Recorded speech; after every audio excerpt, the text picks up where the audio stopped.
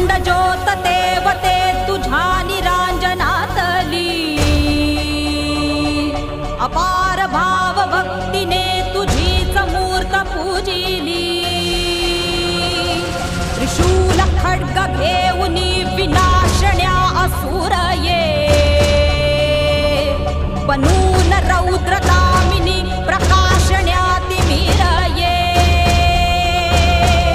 प्रतीक नारी शक्तीचे वैष्णवी महेश्वरी तुझाच अंश राहू दे सदैव माझ्या अंतरी